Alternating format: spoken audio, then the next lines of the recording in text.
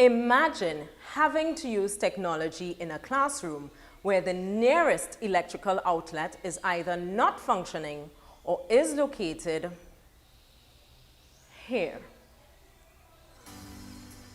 Hello, I am Keisha Norgriff, a postgraduate student at the University of the West Indies, and this is the reality of teachers at Semicircle College. Let's talk about it. Before delving into the work of my PLC, I would like to introduce you to Semicircle College. Semicircle College is a government-assisted co-educational school located in the Southeastern Educational District and has a student population of 664 students and 56 teaching staff. It does not yet enjoy the authority of an appointed principal or vice principal. There is a functioning middle management structure with 2 appointed deans, 2 acting deans, 1 appointed head of department, and 4 acting heads of department. This school is in its 79th year of existence and is consistently the top performing institution in public examinations in its district. Semicircle College enjoys good support from the business community and has a supportive Parent-Teacher Association. Having some background information on this school, let's meet the team. When recruiting members for my PLC, I opted to include representatives from each of the 5 departments, namely Modern and Business Studies, Mathematics and IT, Science, English and Visual and Performing Arts, and of course by myself from the Modern Foreign Language Department. All PLC members have at least their diploma in education, and I was also sure to include members of a variety of ages because I didn't want this experience to just age out of the school. This membership was supported by our principal and by a representative of the parent body. With the team assembled in our norming stage of group development, we established a mission and a vision for our PLC, which provided us with the direction and the goal that we needed to keep in mind towards achieving a successful outcome. The PLC at Semicircle followed the action research model first put forward by Eileen Ferrance in 2000. The Ferrance model, as it is known, is a cyclical process of action research. Our first step was therefore to identify the problem. Following the guidelines provided, we engaged in a deep brainstorming process to detect the issues at Semicircle that most affected student learning. I was sure to underscore the importance of the brainstorming process. Our guiding question was, what are the issues directly affecting student learning at Semicircle College? We had a marathon session using a Menti word cloud in which several issues were identified. These were then distilled into student, teacher, and parent issues. Of the many problems identified, one stood out: the lack of teacher resources. As you can see, our problems are many and varied. As a group of mainly teachers, we could not help but to keep coming back to the issue of resources. However, is this really currently our main issue affecting learning at Semicircle? Could looking at this issue action the change that is needed within the required time frame? As change-making pioneers in the institution, we had to dig deeper. We were challenged to reconsider our stance, and our principal readily agreed. My focus, as I tried to make it, and I believe so, is always to keep the student at the center. So I found that we needed to identify or at least pull out or flesh out or focus and way in which we can make that difference with the student, because we could say very generally lack of resources, but a simple thing is that what if we have the few resources we have and they're not actually being used? It was not long before other members chimed in. I just wanted to comment on this issue that is staring at me here. This, I could have told you this is where anybody in education would have gone. First, they believe that you have to look at yourself, what you bring in terms of your skills and so forth to the classroom, and how you can enhance teaching and learning, and not what you need. What you need is secondary, but what you bring in terms of your skill is primary to the delivery of teaching and learning in the classroom. With the right focus and with the right direction, we were well poised to move on to the next step, gathering the data.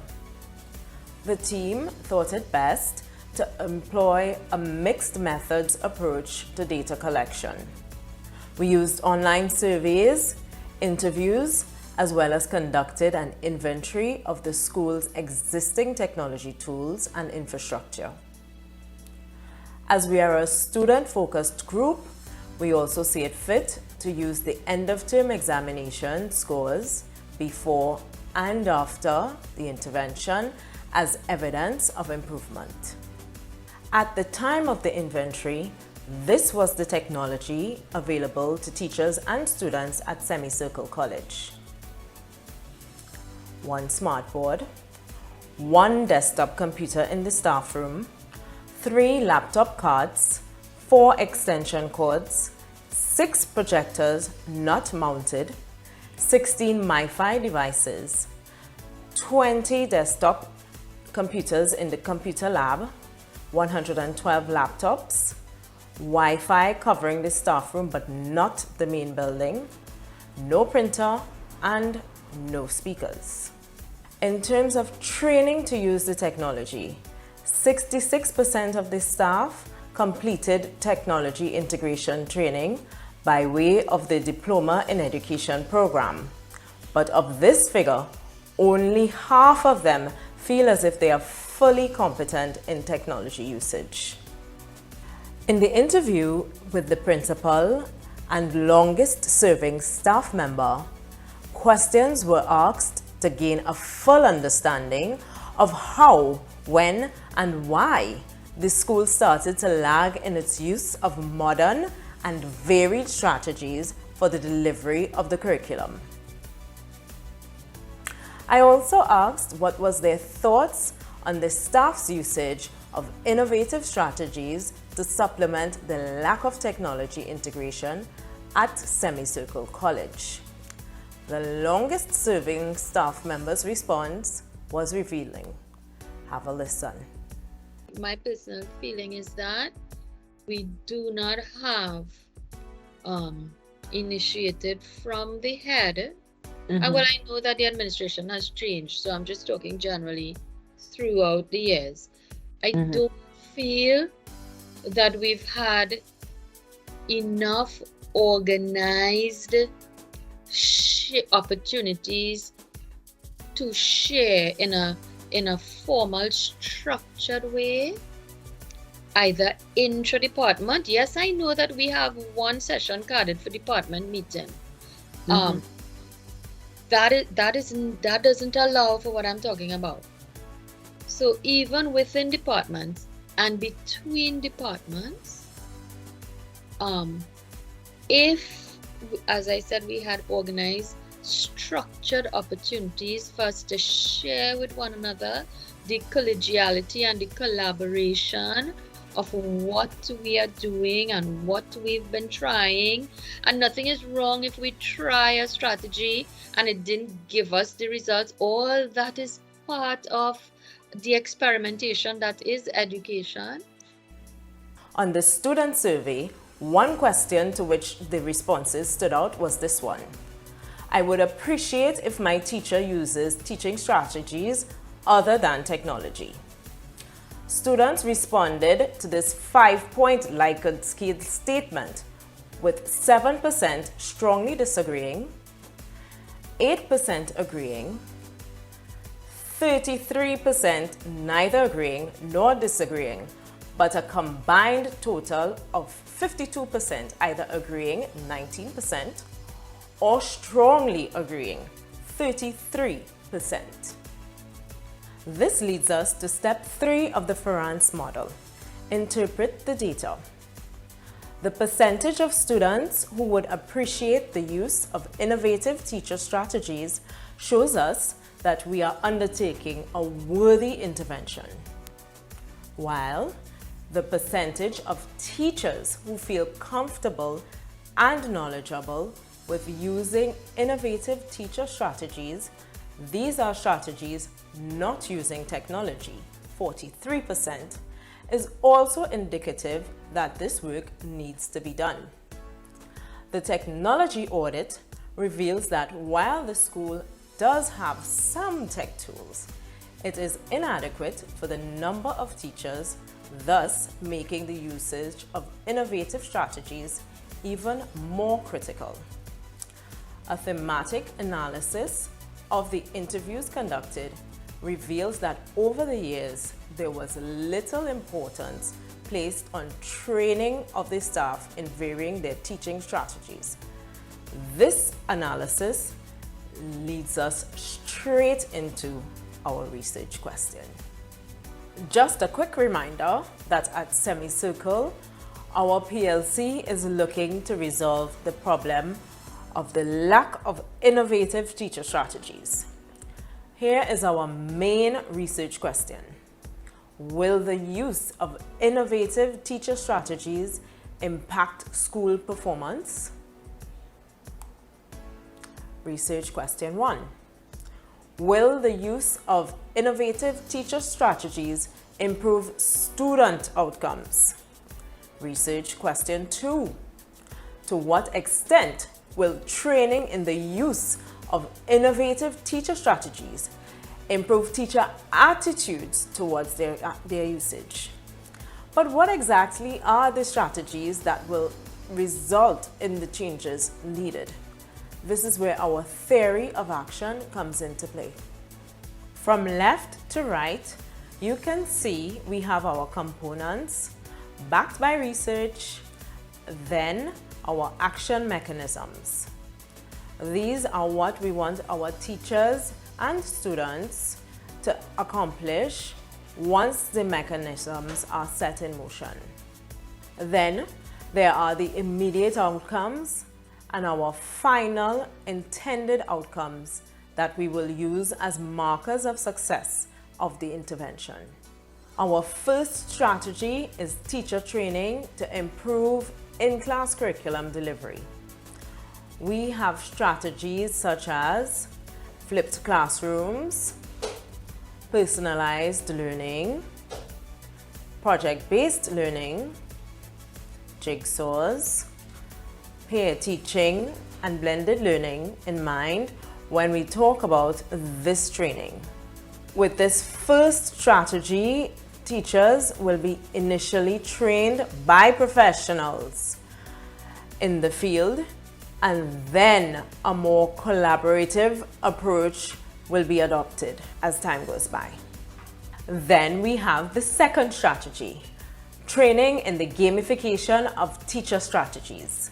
Similar to the previous approach, this approach will see teachers being trained by professionals, after which they will be expected to work collaboratively.